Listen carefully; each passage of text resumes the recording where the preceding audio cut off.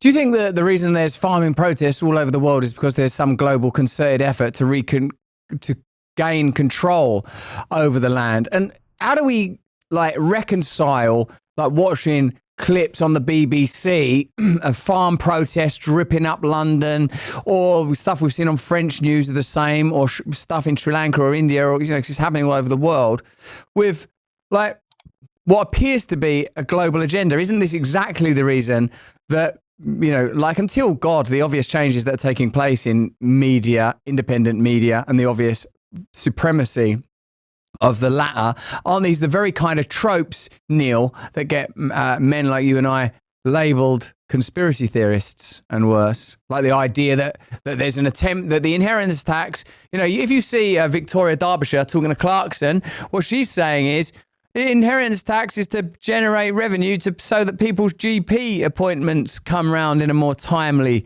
fashion. Have you tried to get a GP appointment lately? Yes, right. I just recently had a heart attack. Okay, so it's tough.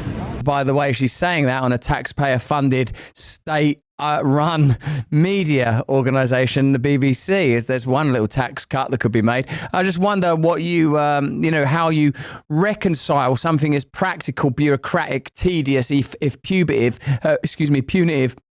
as the inheritance tax, with what seems to be a broader global agenda.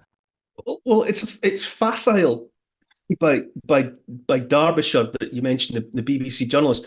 But she's only repeating what Chancellor Rachel Reeves, has been given a bit of paper with a script on it to read out. But so one of the reasons Rachel Reeves says she brought this in is to stop wealthy people using it as a way. No, that was the only reason she did.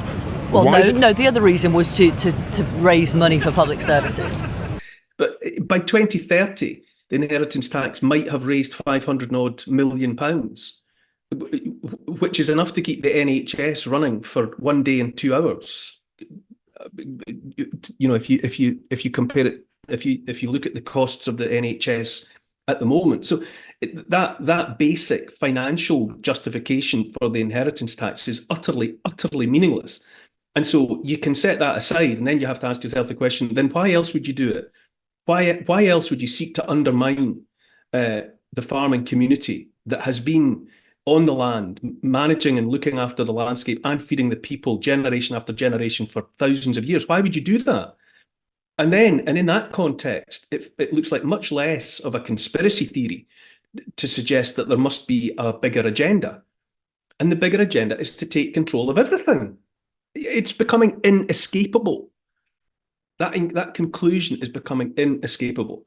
The creation and the distribution of money, was robbed from the people in America just over 100 years ago.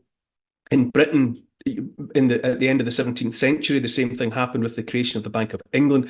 So that was the taking away from the people of the control of the creation of and the distribution of money.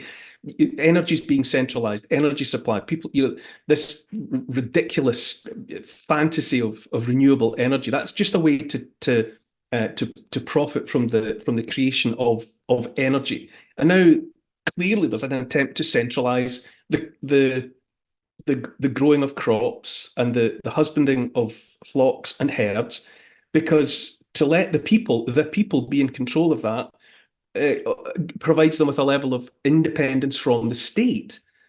It's becoming inescapable to draw the conclusion that the intention is to make the mass of the population dependent in every conceivable way upon the state.